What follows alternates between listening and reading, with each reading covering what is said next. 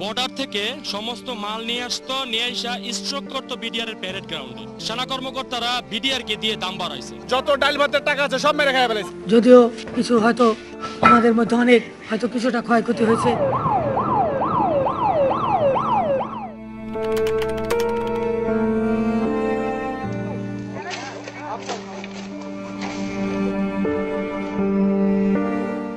আপনারা কেউ কিন্তু বলেন নাই, মিডিয়াতে জিজ্ঞেস করেন নাই তাদেরকে এরা কোথায়, ওনারা কোথায়, ওনাদেরকে দেখতে চাই আমরা। কিন্তু এরা তো জানে না এটা আমার অফিসার না, সে জানে যে এটা আর্মির অফিসার।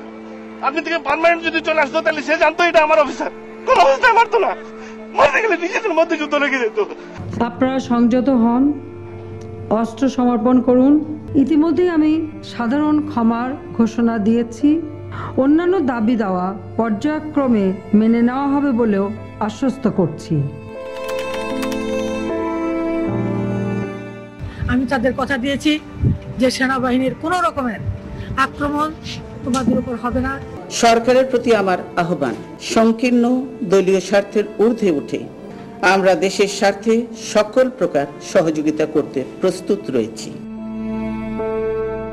শেখ হাসিনা, শেখ আলম, শেখ সজীব, শেখ তাপস এবং মঈন আহমেদ এবং আর্মি অফিসাররা এই ঘটনাটা সম্পূর্ণ ঘটাইছে ভারতের রয়্যালকে দিয়া। শেখ সাহেবের বাসায় যায়, তিনি বলে আশ্বাস দেয় যে তোমরা পিলখানায় যাবা, অফিসারদেরকে দরবারে জিম্মি করবা, এরপরে যা করার আমরা গ্রহণ করবো।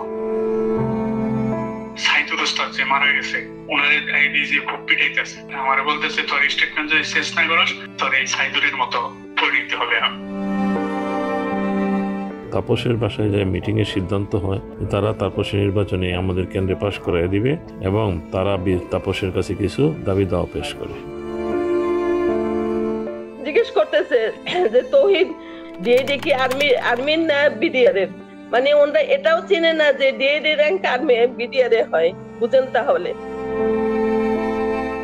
আমি বলছি যে তুমি যা যা হয়েছে ওখানে দরবারে যা অফিসাররা বলছে এগুলো বলতে গেলা কেন?